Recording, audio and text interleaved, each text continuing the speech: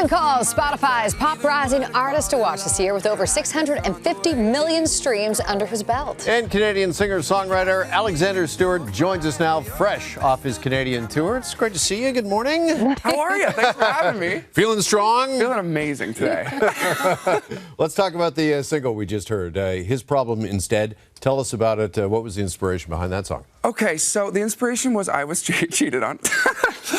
So basically, I put out an album in the summer, and a lot of my music is very emotional and sad. And that's just kind of how I get that emotion out. And when you meet me in person, I'm quite bubbly. And a lot of people don't expect that, but it's just the easiest way for me to release the sadness. And so as that relationship ended and that album came out and I was all sad and whatnot, I sort of moved through the stages of grief and got to the point of like acceptance and anger. And I didn't really want to write any more sad songs about that specific relationship. And so I went to the studio and I was just absolutely ranting about the situation in general. And I'd found out that my ex was in a new relationship, and I was just like, I hope history doesn't repeat itself. And as we kind of like went down this thought process, we thought it'd be really fun to write basically an angry screw you song warning the new boyfriend about the history that had transpired. Okay, there's a lot there, a lot to unpack. And the fans are loving it. All right, let's talk your tour. It began in Vancouver. It recently came to an end in Montreal.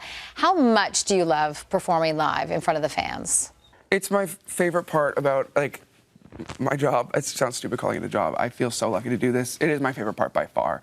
I think music, when I write songs, I write them about very personal things that happen to me, and that's how it should be. But then the best part about art in general is that it is subjective.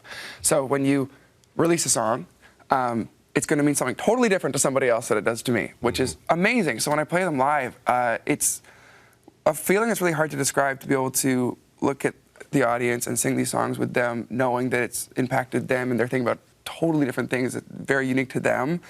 It's truly my favorite part about the whole thing is being able to play these shows. Yeah, well, you talk about songs connecting with and impacting an audience. Let's also talk about I Wish You Cheated. Why did that song resonate so strongly with the audience, do you think?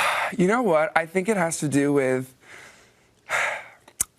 I think a lot of people are in situationships right now, where it's like, you know, you're not dating, but you're not dating. And a lot of the time things just kind of fizzle, and a lot of the time people end up being in love with each other. I think it's just complicated and weird, and dating right now is just complicated. And that song is basically all about no one doing anything to each other to make anyone angry or falling out of love. It just didn't work out. And that itself is, to me at least, historically, one of the worst kinds of heartbreak, because there's nothing you can blame. There's no one you can blame. There's nothing that can happen. And I think right now a lot of people resonated with that idea. Situationships. Situationships. Interesting. Okay. I In want a to bit of a situation. Yeah. want to talk about some of your inspo. We know that the first two albums you ever purchased was one from Sam Smith, one and a Lady Gaga one, right? Do you have a dream artist you just envision one day, or we talked about one of the words of the year was manifest. Yes. Not long ago. Have you manifested anything yet? Are you putting it out in the universe that maybe one day will happen? Every day. You mentioned those two artists. Sam Smith is a huge one for me. And if you listen to my music now, you could probably still hear inspiration from that album. One that might surprise people is Shania Twain. My dad grew up in Timmins, Ontario, and that's where she's from, and we have our cottage down there, and so I go every summer. And so I grew up listening to so much Shania, and I love Shania Twain, and that would be like my number one. I would die if that ever happened. Wow. We put it out there. Shania. It's in the universe, so. Are you listening? Listen, you have had quite a year. You were nominated for a VMA. A debut album came out. You've been on this cross-Canada tour as well. What has, for you, been the highlight of this year? Great question. Picking one.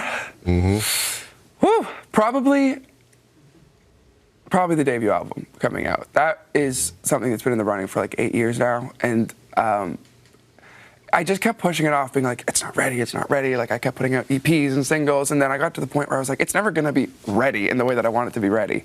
And so I spent 4 months traveling all over the world, writing so many songs about all kinds of different things that I'd experienced, drawing inspiration from my own life, my friends' lives, like everything, and then picked from like 100 songs into like 12. And I was like, you know what? I'm really proud of this, and this is what it is. And I put it out, and I toured it all over the world, and that was the highlight, because I felt like I was giving a little, like, you finally did it, to a little 15-year-old me. Well, Alexander's new single, His Problem Instead, is available to listen on all streaming platforms. Thanks for stopping by. Thank you so much for having me.